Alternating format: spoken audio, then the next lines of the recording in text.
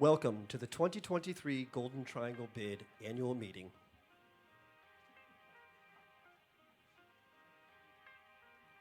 For 25 years, the Bid has created a vibrant Golden Triangle for its members, community, and visitors. Adding a median on Connecticut Avenue transformed a dull stretch of asphalt to a beautiful urban expanse. Crafting a colorful pocket park along Pennsylvania Avenue brightens formerly unused space with an area to linger. Space storing 6 drab Metro bike lockers on the Connecticut Avenue overlook has been revived as an active urban park. Lush, modernized landscaping with stormwater management at Duke Ellington Park forms an inviting entryway into the Bid. The 19th Street Rain Gardens replace newspaper boxes and filter rainwater while providing a green sanctuary for passers-by. The COVID pandemic brought new challenges, but we persevered as a community. We emerged stronger, more agile, and future-focused. With community input, we created a new strategic plan to guide our work. Accomplishments over the last year highlight our progress. Ambassadors maintained spotless streets.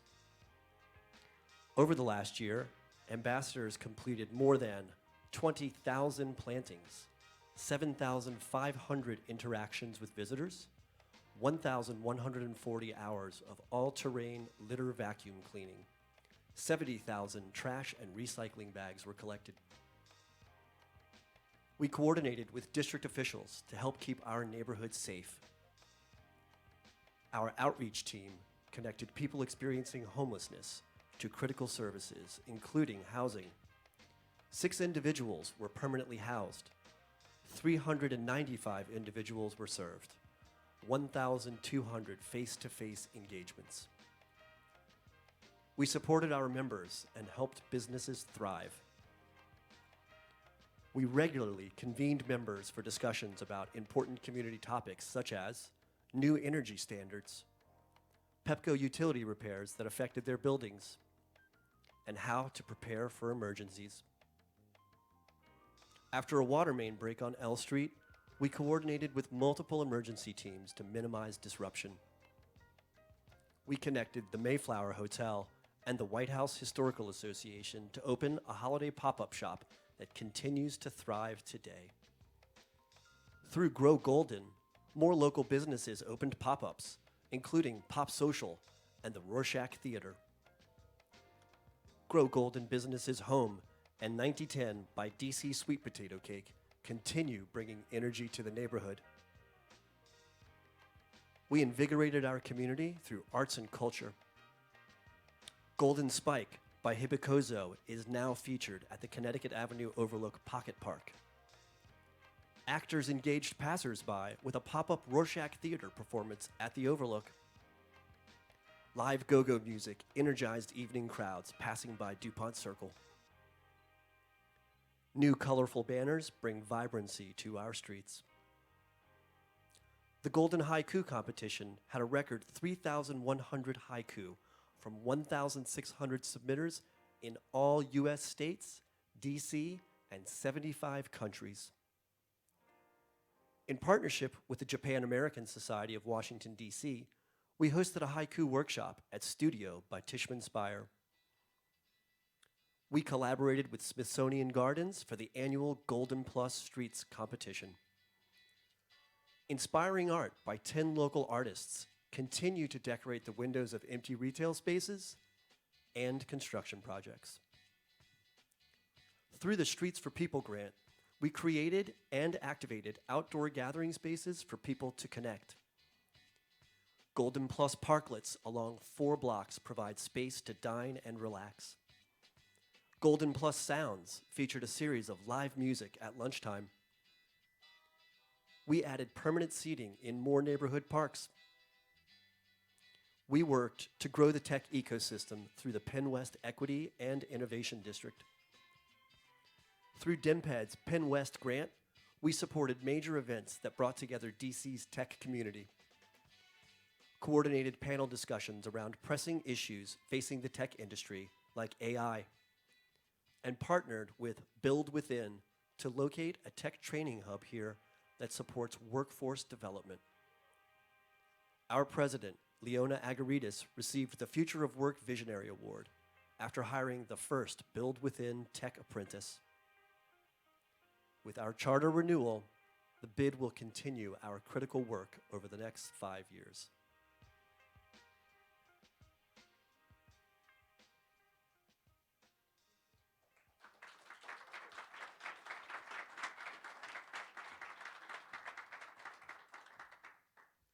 Good morning, everybody. I'm Catherine Clement, Senior Vice President, Director of Asset Services with JBG Smith, and Chair of the Board of Directors for the Golden Triangle Business Improvement District. Thank you for joining us for the Golden Triangle Bids annual meeting. It's really wonderful to be here together. As you saw in our opening presentation, today's meeting is particularly momentous. We are celebrating 25 years of the bid service to the community and the renewal of our charter. As we celebrate today, I'm so excited to be one of the first people to welcome you to this beautiful, newly opened space at the Square. Meeting in this reimagined space in the Golden Triangle is emblematic of the change we're ushering in with the future of downtown. Many of you probably remember this as being an old food court a few years ago. Now, Tishman Speyer has transformed it into this state-of-the-art meeting space. Just upstairs, the brand new collective food market that will feature cuisine from around the world not only has me excited to try new tastes, but also showcases this community's ability to build on what's here to make it even better. Our theme for today and for the future of the Golden Triangle is changemakers. Among our group today, we're honored to have Councilmember Brooke Pinto, Councilmember Zachary Parker, and several other special guests who are reimagining our district core and helping transform the Golden Triangle. I'd also like to recognize some of our distinguished attendees in the audience. We have with us today Dr. Barbara Bazran, the Director of the District Department of Behavioral Health. Thank you for joining us. Before we go any further, I want to announce the results from the bid ballot that we all received in June. The membership has voted to approve a bid rate increase. Beginning in fiscal year 24, commercial and hotel rates will increase by 2 cents per rentable square foot, and residential rates will increase to $163 per unit. Members also voted for board members to fill terms, expiring terms on the Golden Triangle Board of Directors. So please join me in welcoming 2 newly elected board members whose terms will begin on October 1, 2023. I'd like to ask them to stand, please. Francisco Gonzalez of Gensler and Tanya Seifert of Cushman & Wakefield.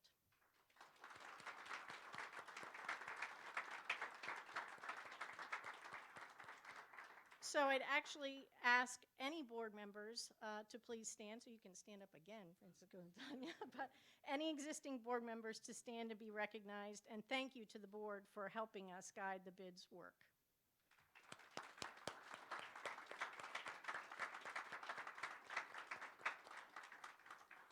So since its inception 25 years ago, this bid has emphasized clean, safe, and beautiful streets. While the focus has evolved over time, the bid has continually responded to the changing needs of the neighborhood. But I don't know that anyone ever anticipated the major role that the bid would play since COVID began and now into the future.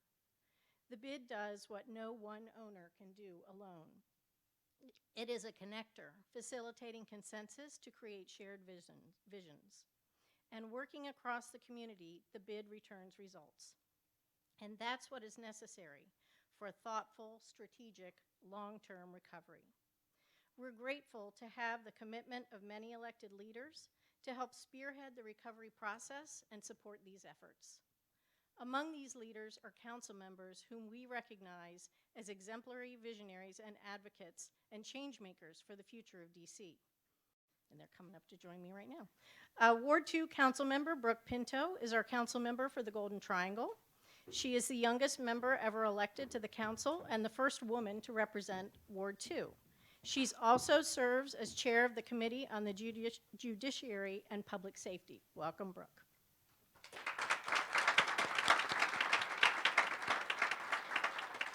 Ward 5 Councilmember Zachary Parker is an educator and visionary public servant. Previously serving on the DC State Board of Education, Zachary was elected to the council in 2022 and works to enable thriving, healthy communities across the entire district. Welcome, Zachary. So, Brooke, I'll turn it over to you. Well, thank you so much. It's such a pleasure to be here and to celebrate with you on this amazing 25-year occasion. I am so privileged to get to represent Ward 2 on the DC Council, which is home to the Golden Triangle. And what you all are doing on and leading on is really setting the example for the future of DC in many ways, and how we can learn the lessons of the last several years and not go back to 2019, but do it differently and better. And I'm so appreciative for your partnership in leading the way there. I also want to thank Leona Agarides, I'm sure Leona went, Andrew Huff, Pat Powell, and the entire team at the bid for leading you all so effectively.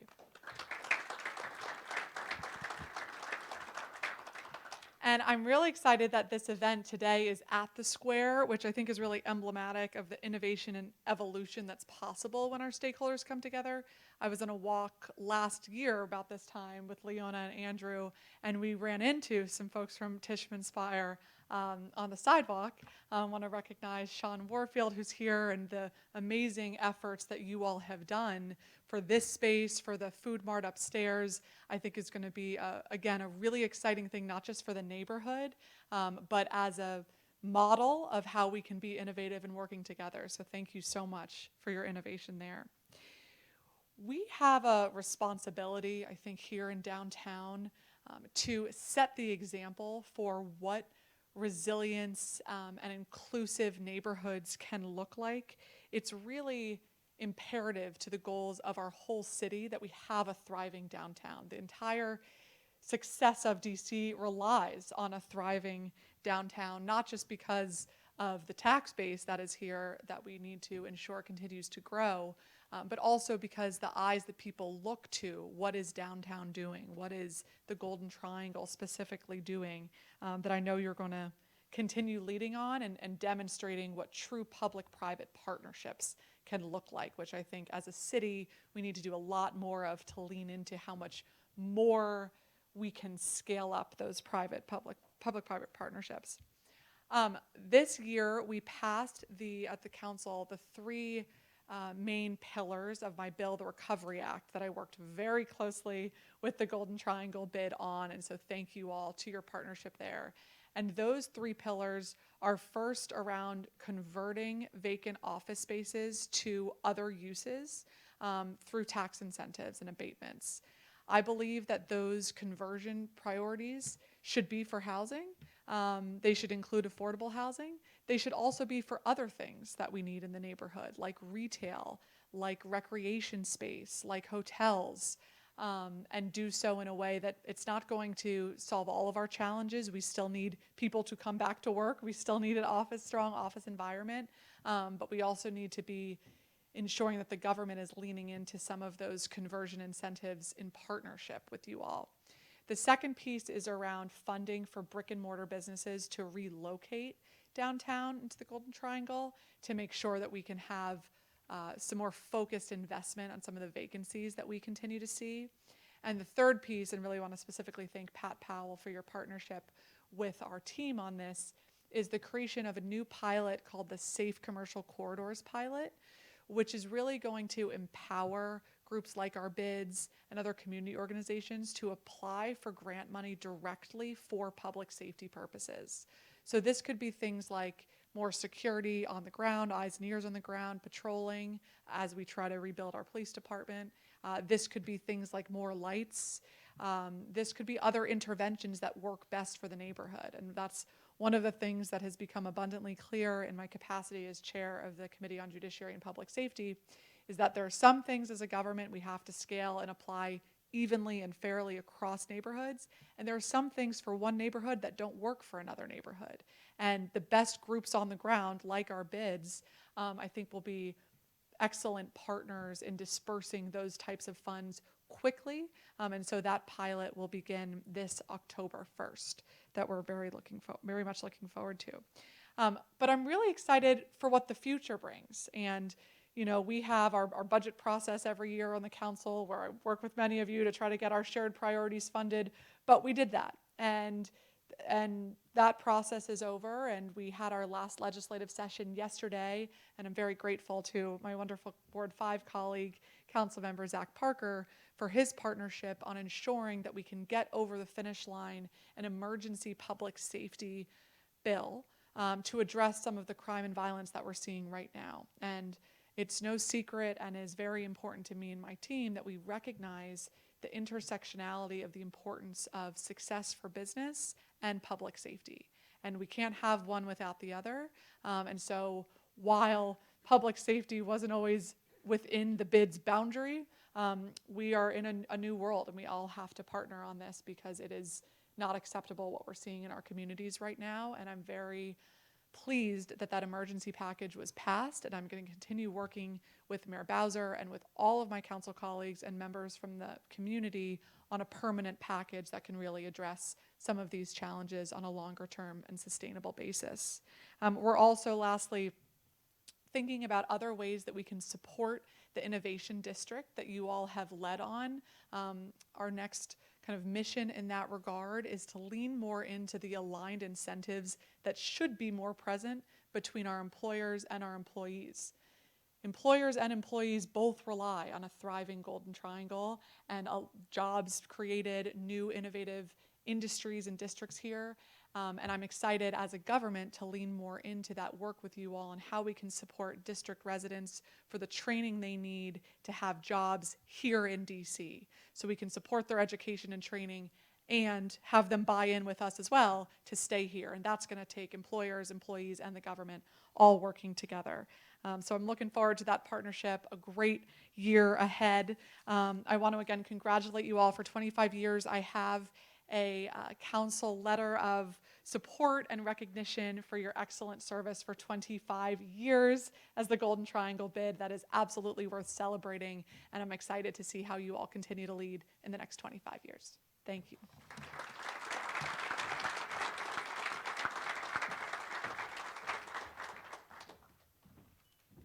Good morning, Golden Triangle. Good morning. Some of you may be wondering, why is the Ward 5 council member at a Golden Triangle bid meeting? And I'll tell you, it's because two reasons. One, last year, similarly, Leona invited me to a walk. And so I have a direct interest in what is happening in our downtown area, but I'm also fully persuaded, in part thanks to the leadership of my Ward 2 colleague, Brooke Pinto, that what happens downtown impacts the entire city. And while many of my residents live in Northeast DC, there's a small sliver in Northwest DC, we all have a stake in ensuring that downtown rebounds from the pandemic and comes back stronger. A few things I wanted to note, beginning with the vision statement that was highlighted earlier, that we all want to live in clean, safe, beautiful neighborhoods. Regardless if you live in this part of the city, my part of the city, or any part of the city, we all want clean, beautiful, safe neighborhoods. And the fact of the matter is, not all of us have them. And so we have work to do. And one of the reasons why I'm really excited about the partnership and the visionary work that the Golden Triangle bid is leading is because I think there are going to be a lot of opportunities for us to learn and emulate.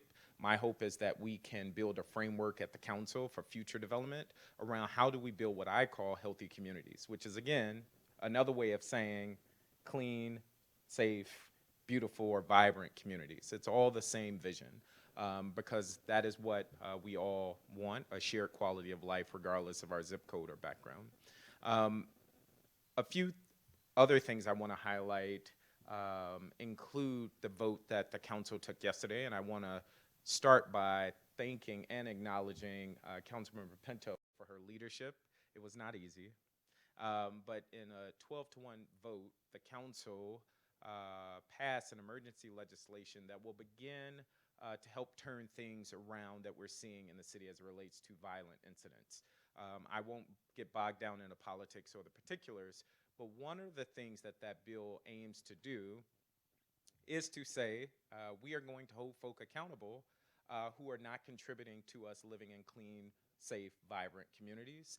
And I think that is important, but it's also important the ways in which Councilmember Pinto and the rest of the council led in a very thoughtful way to ensure we set parameters, barriers, and narrow the impact of that legislation to ensure we get the most violent individuals off our streets. And so again, I want to congratulate Councilmember Pinto and send the message that the council is working alongside the executive to keep district residents safe. That is, I'm going to say that one more time. The council is working alongside the executive to keep district residents safe, because the work that the Golden Triangle is doing cannot happen unless we have safe, clean, and beautiful and vibrant communities. And then last thing, as it was alluded to earlier, the budget process that is now several months behind us, but we're already looking towards next year. And the work that the bid is leading, again, I think will set a vision or a framework of sorts for how council members across the city are looking at our financial picture, but also how we set priorities. I have the responsibility of leading a ward where there are many challenges. I think Ward 5 is among the greatest places in the city to live and grow up and go to school and work, but we do have many challenges. As I mentioned also, I am fully persuaded that the future of our downtown fully impacts Ward 5, but also the many programs that are necessary to ensure that folk who aren't living in a healthy community have an opportunity to do so. I see Dr. Bazran here, and really appreciate the work that our Department of Behavioral Health is leading, in part to help turn around some of that work. All that to say, I stand as a partner with you, Councilmember Pinto, with you, Golden Triangle, and we'll continue to stand as a partner to both learn, but also engage in thoughtful dialogue, a push and pull, so that we can see ourselves as a entangled fabric for the entire city to move us ahead. And I'm really excited for the ways that we've already been doing that. So thank you, and I look forward to 25 more years of leadership. Thank you.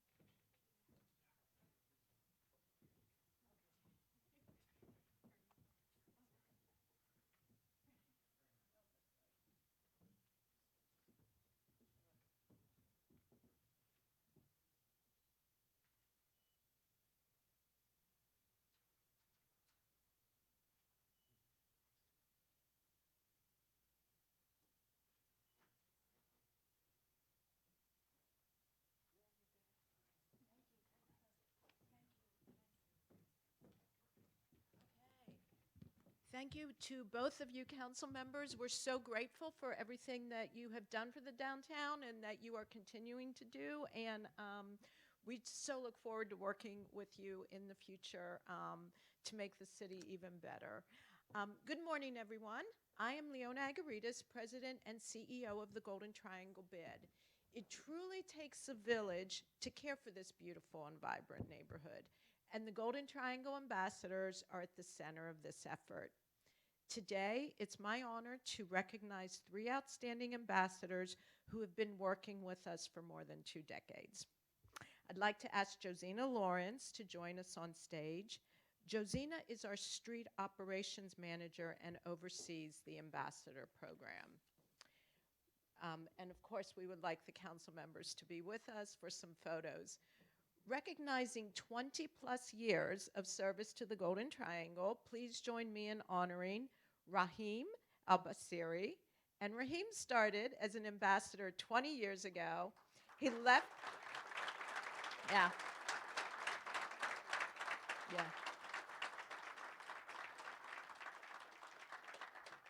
He left for a few months to work at a Baltimore bid and came back to his home with us.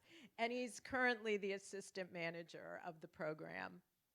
James Thompson. Hey.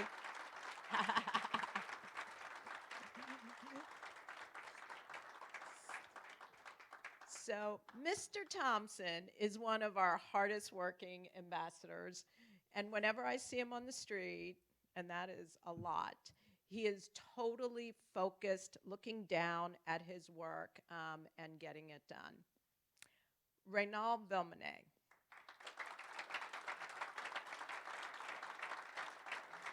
So, you may have seen Reynald driving the truck, picking up the trash bags, and the way you know Reynald is he has this huge smile always on his face, right, Reynald? Yes, except for right now. Okay, I think he's a little shy, but don't let that fool you, because Reynald is one super hardworking guy, and we can always count on him. Thank you, gentlemen, for your long-standing service to the Golden Triangle, and we appreciate your many years.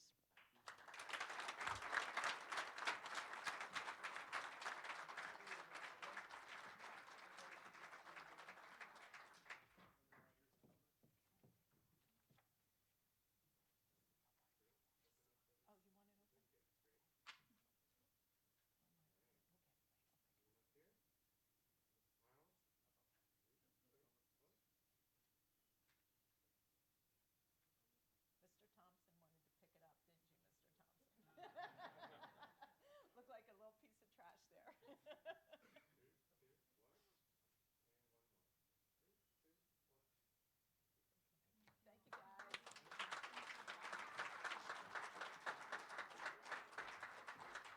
Okay, so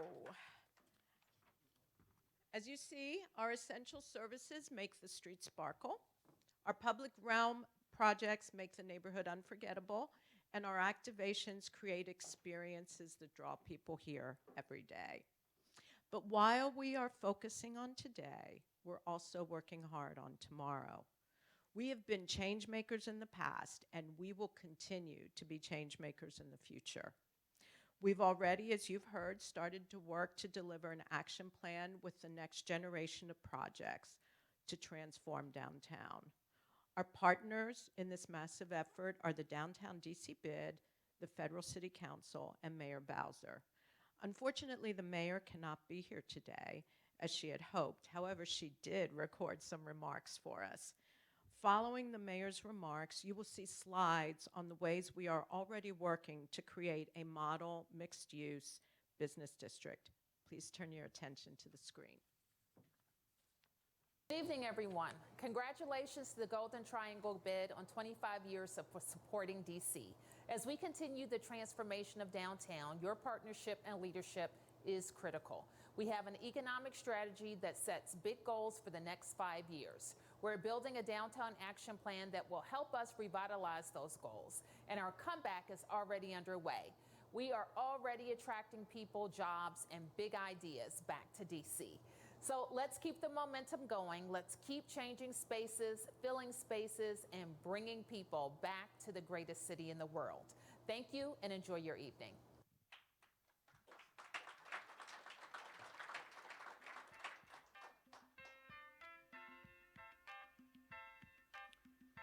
Preparing for the next phase of downtown involves welcoming a new set of capital projects. Through the Downtown DC Public Realm Plan, we are envisioning how to refresh public spaces in ways that attract more people downtown. Our vision for a reimagined Farragut Square is supported by a $9.8 million revitalization in Mayor Bowser's 2024 budget. The Penn West streetscape we imagined nearly a decade ago is becoming a reality, with the project fully funded for 2024. With Wilco's major office-to-residential conversion underway, we are excited to support future conversions in the Golden Triangle. Expanding tree boxes and installing pollinator gardens along 20th Street will add more greenery for residents. We're leading big picture conversations and taking action to transform the future of DC's downtown. We are collaboratively developing a downtown action plan that aligns with Mayor Bowser's DC Comeback Plan. The public has an open invitation to share their ideas for the future. We've convened a cross-sector steering committee to assess recommendations and guide the action plan. We have been changemakers in the past, and we will continue to be changemakers in the future.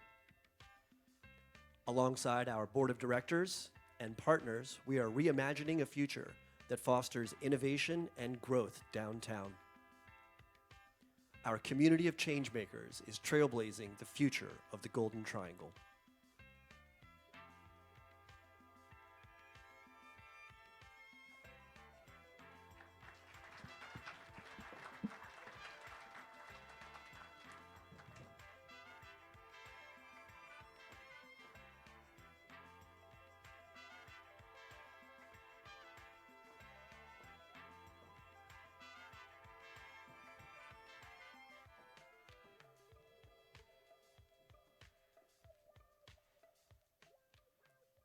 Up next, you're going to see the future of the Golden Triangle through a variety of different lenses.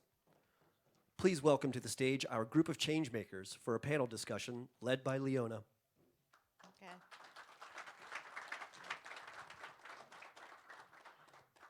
So it takes a village to change a village. This portion of the program will focus on more change makers, people who have already started to redefine the Golden Triangle. So let's do some quick introductions. And Felicia, if you will start, please give us your name and your organization, and then we'll move right down the stage. Good morning, good morning, everyone. I'm Dr. Felicia Pratt with the University of Southern California. I'm Jenny McConnell Frederick. I'm a founder and co-artistic director at Rorschach Theater. Richard Brandenburg, Unfold Hospitality, here at the Square. Hi, I'm Josh Gelbar with Post Brothers.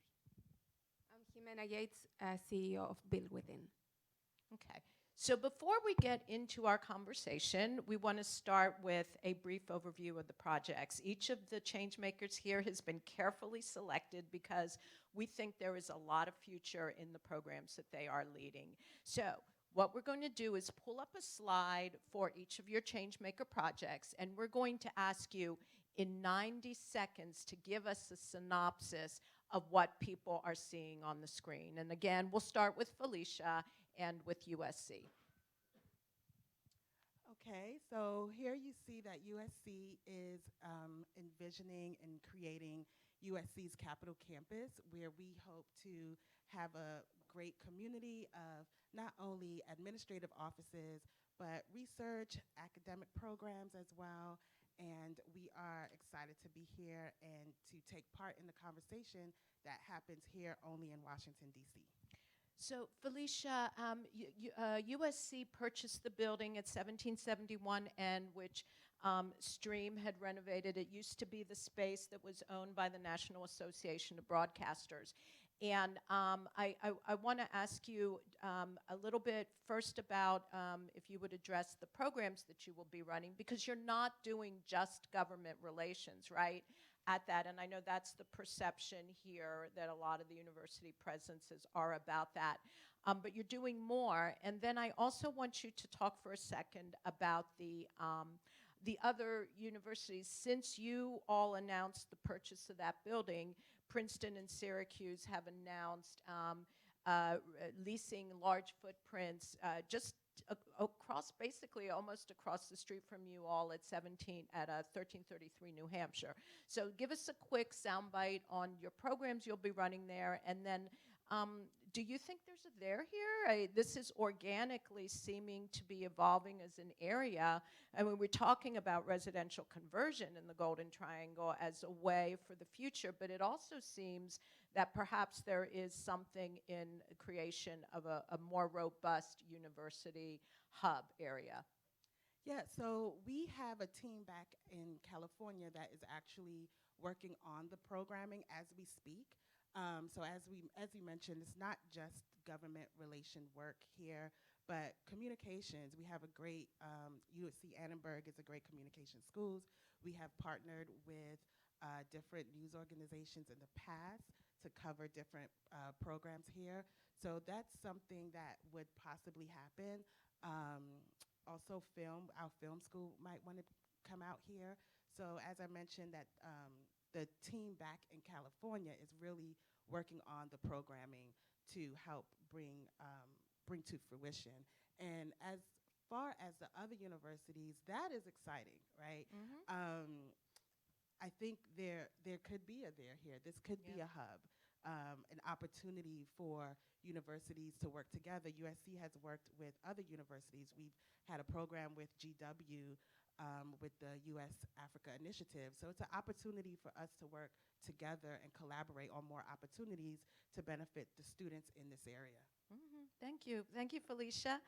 And next, Jenny. Jenny's got some exciting things to tell us about. It's true. Rorschach Theater has been in DC for about 24 years. We are known for creating immersive experiences and transforming unusual spaces. So right now, in a partnership with Lerner Enterprises, we're at 1020 Connecticut Avenue, putting on a play called Angel Number 9. We have transformed 6,000 square feet of office space on 2 levels into a 90s era rock club. So think Black Cat or DC9.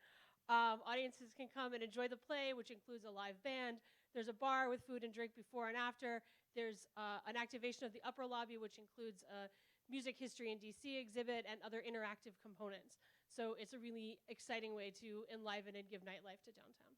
Yeah, and you've been getting a lot of really good press. It's true. Yeah, and in fact, Lerner has excitedly emailed some of that press to me. They're like, did you see this? Did you see this? And you all came through Grow Golden, which is it's our program to bring in local businesses. And you're a little bit different in the model. You're not just retail. You are, an experience. And one of the things that this community is really looking at is there is a lot of retail space, and will we be filling it? But we really believe that art and culture are other ways to fill that space. And I wonder if you could just address that a little bit. Do you see more of this in other buildings and other vacant space? We have landlords out here, right? Yeah, there is absolutely massive potential. One of the biggest needs among small and medium-sized arts organizations of every kind, theater, dance, music, is space, is affordable space, is flexible space. And creating these kinds of partnerships like we have with Lerner is just an amazing opportunity to create a dynamic entertainment destination downtown and to fulfill a huge need within the community to really create important partnerships that give your neighbors a better experience. Okay, thank you. Yeah. Richie. The other one. The other one, right. My partner is Ruben. We're looking at the atrium right here, which all of you hopefully saw on your way in. This is going to be the center, the town square, if you will, hopefully, of the whole Golden Triangle. We're going to be not only focusing on food, but culture throughout the city, and hopefully bring it all here to the Golden Triangle. All right, so I think your concept is very creative. I kind of see it as almost like a co-working for restaurants in a way. And I think it's interesting just to see that evolution. And as we talk about resilience, I think it's one of the things. But it's kind of close to lunchtime. Can you just maybe tell us one or two of the kinds of places that are going to be open and when we can see them? Absolutely. Yeah. I mean, we are working toward getting everything open. It has a lot to do with getting all of our permits and our CFOs and all those good things that are a little bit out of our hands as far as like cooking. We'd love to be open now. We've actually started hiring. We've got, Uchi from Nagasawa is going to be here. Takuya Zoshi is going to be here, who's the mom at OML back when Ruben and I were both Jose's corporate team. We've got great things coming from my partner from Spain. We've been representing Jose for the last 16 years, and we're going to do some things that are different in Spanish cuisine to make you guys think that there's more than paella and tapas. Yeah. Because there really is more than paella and tapas in Spain. got Peruvian. We've got Carlos Delgado, who just got Bon Appetit's best new restaurant, who's in Blagden Alley. He's going to be opening a fast casual. Tom Welling, who, if you've gone and had pastries at almost any bakery in here, he does the wholesale croissants for almost every coffee shop in the city. But he's going to be doing a pizza shop, and we'll be able to have his croissants here in our meetings as soon as, actually, today's the first day he's in the kitchen. They're back there right now, first day firing up the ovens in the bakery. It's going to be exciting. Yeah, yeah. And so you heard Brooke talk about this being a destination. And, you know, clearly it is a destination, and I think it's an important destination in the neighborhood and for getting people back into their offices, I hope, right? Yeah. Absolutely. And the way we're doing things here is very different. We believe that working as a community is something that's going to help people bring profits back to restaurants. The labor, the increase in labor, the increase in products has really made the restaurant industry almost like discouraging. I've got lots of friends in the restaurant industry that say, hey, it's not even worth it anymore, you know, because what used to be 18%, people are bringing like 12 to 15 to the bottom line now, and that's a well-run restaurant. The only way to actually bring it back to making it worthwhile is for us to collaborate together, to share resources, to help each other get back to actually making this a profitable industry and being able to serve people special things and not cut corners on food, not cut corners on doing things the right way. So. Okay, thank you. Josh, tell us about 2100M. Happy to. Well, we're new to DC. We are originally based in Philadelphia. We're expanding, and we are very excited to be in DC as our first expansion city. We are really, really excited about the opportunities here to convert these office buildings into residential. We are multifamily residential developers.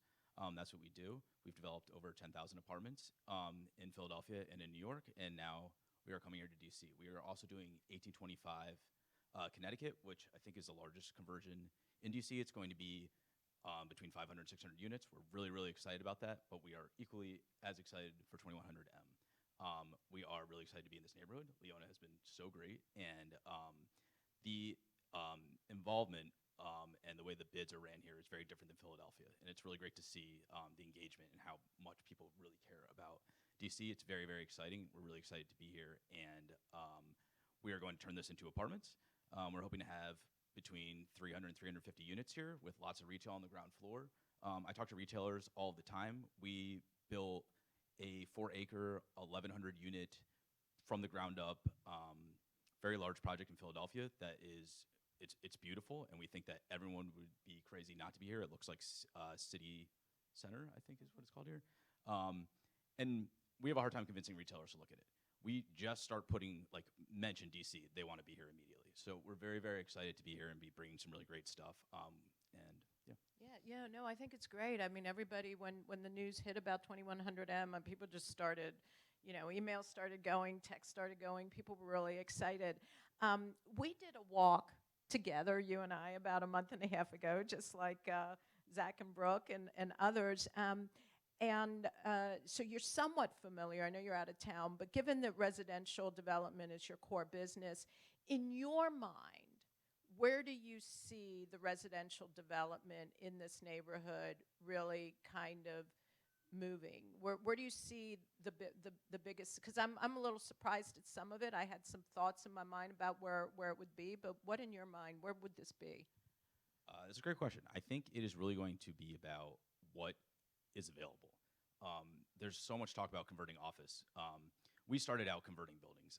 We were renovating old factories. We've done a couple office buildings in Philadelphia. Those kind of projects kind of ran out. There weren't any more office or empty factories to build in Philadelphia, so we started building ground up. Now there's these opportunities here. The things that make those projects successful is how big the building is, what the shape is, how much work is it really to do it. Anywhere in this neighborhood is great. People want to live here. There's really no apartments. The sky is the limit. It'll help bring back this vibrancy. You need these multiple diverse uses in these neighborhoods, and it'll help bring back office too, because people want to walk to work. But 2100M is a great size. It's really easy to convert. You can build apartments on both sides, and you don't have to core out the middle. There's not giant deep spaces. it lays out very well. You don't have to build enormous units, which those have to run at top market rents because it costs a lot of money to build a 4-bedroom apartment. I think it's really going to depend on what's available. I think anywhere would be a success. Interesting. Yeah. Okay, that's good to know. That's very good to know as we work towards the future. Jimena, tell us all about Build Within in 90 seconds. Oh, okay. Okay. I must say, my accent is imported from Chile, so that means I speak Spanish as a first language, so I get 30% more. Oh, I have to use of words to say anything. Okay. You get 30 more seconds. I'll be quick. I'll be quick. So, first, I want to thank you, Leona, for putting this together and for inviting us to be here. I'm actually super excited about the piazza. I think it's going to be a piazza what we have there. But the council member, Pinto, I think this vision for this area to be special and innovative is going to solve a lot of the problems that we have. And at the center of that is really skills, the skills shortage that we have. Because it's hard to open and run businesses. It's hard to bring people back to work with the talent situation we have in the country. And so Build Within is really a software solution, and it's a service solution to try to address the future of work problem. So our software helps governments and also employers to identify the skills, the innate skills and the passions people bring in that can be matched to a job. And our technology matches people, all of those assessments that they take, they're matched to a career pathway.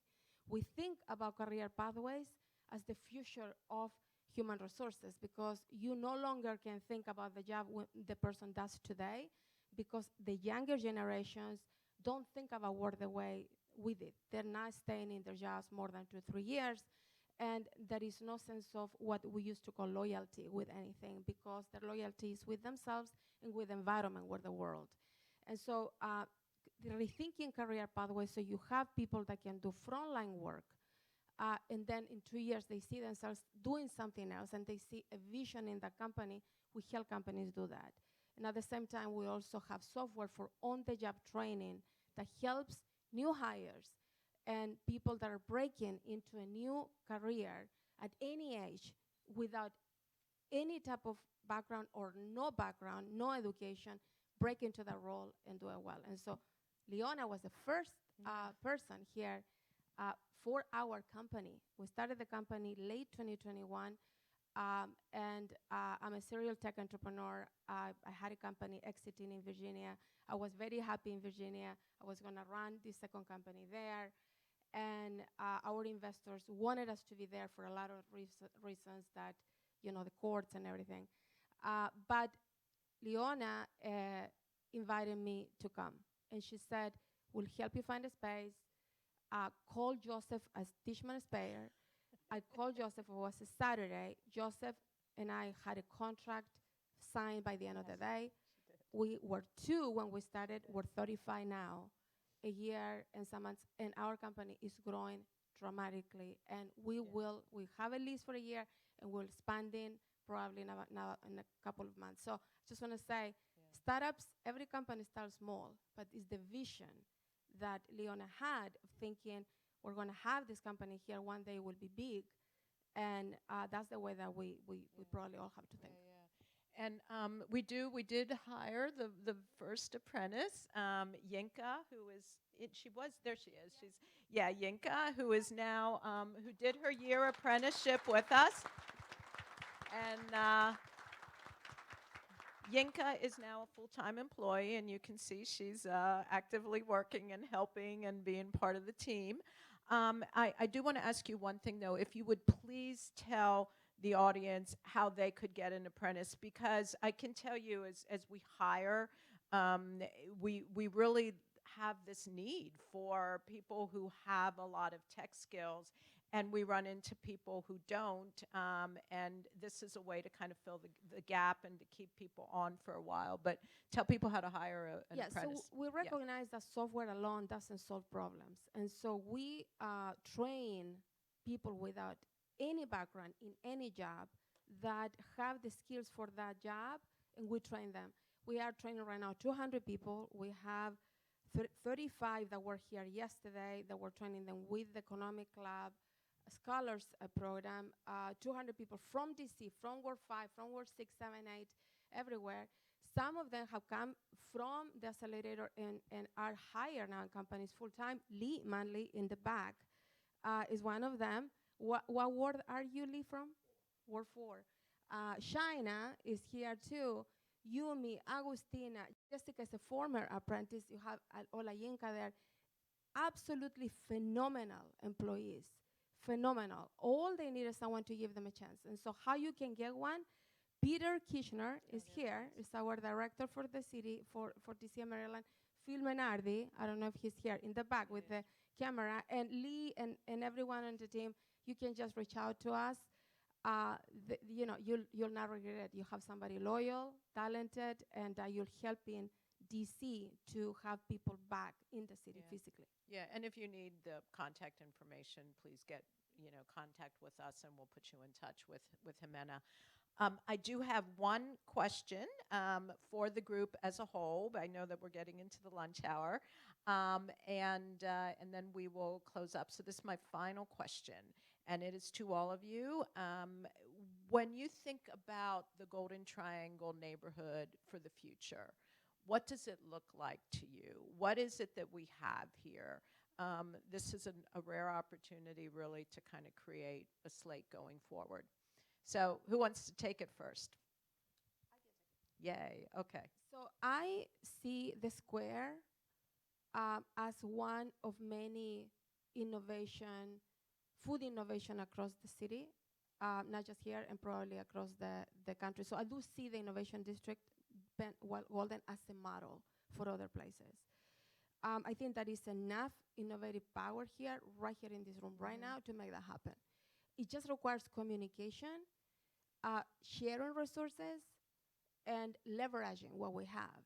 So we have talent. You don't have to pay sometimes salaries because we have talent. You have, a wonderful space. We're going to come to eat. We'll try to get our employees to buy homes in your apartments. Like, we all can work together. So, but to me, the vision has to be, I do feel like everything starts small. If you do it really, really well, small, in this district, right here, this is where we start. Yeah. Part of the issue sometimes is like people sprinkle efforts. So they want the entire city to do something. And it doesn't really work. You got to start. So I am very much about invested right here. And I say, if we rent a space, it will be right here, across the street maybe, so they can come to the square to eat. All of these things. So to me, the vision is that it will be so vibrant. It will be so much like Cortex and like the MIT corridor that people will come just because of they see. We wouldn't even need to tell them to come. Yeah. Ava? Well, I've gone all in here. Yeah. I've definitely had a lot of different opportunities in life, and really the factors were the people I'm working with. Tishman Spires here have been phenomenal. They have the vision, and they're one of the larger developers in this area. It's one of the places in the city that has the most density and the most potential. It's something that was the height of DC, and I feel like everyone kind of spread out a little bit, and it's time to come back here because the infrastructure is here. It's here for us to revitalize, and it's an opportunity that really is the best opportunity that we have in the city to make something special. I'm looking forward to more housing and grocery stores and places. We have plenty of places to get food, so that's great.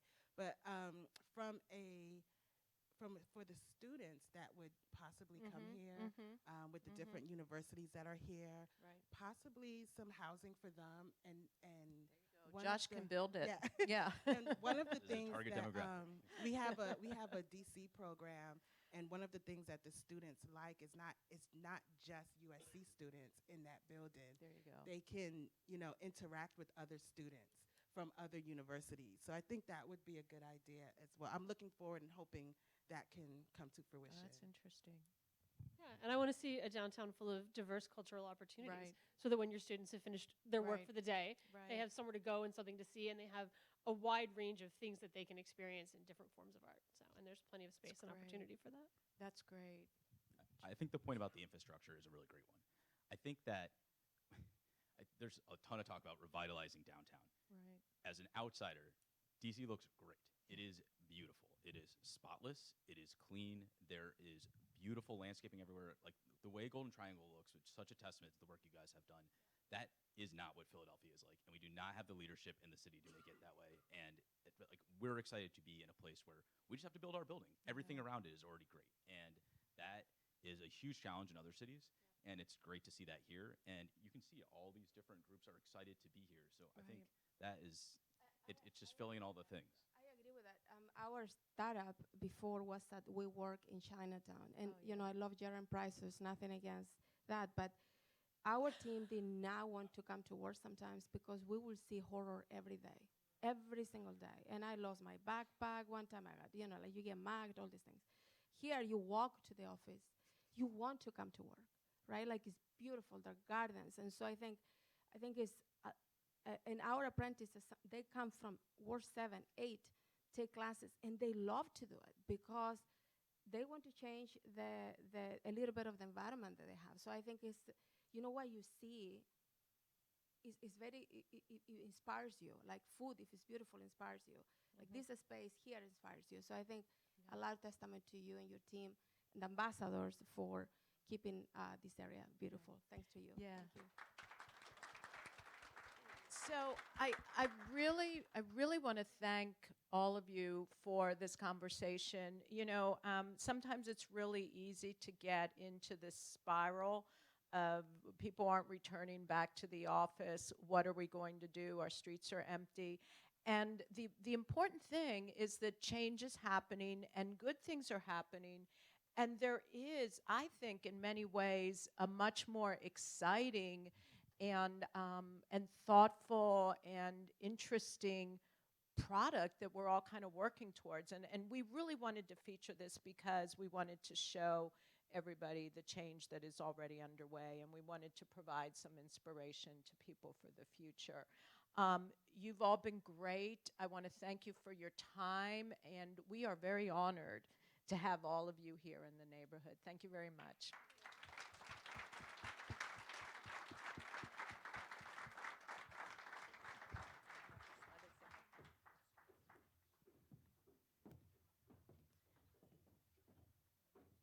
Okay, thank you again to our change makers, and I want to thank you thank our council members and special guests for joining us today and your remarks today.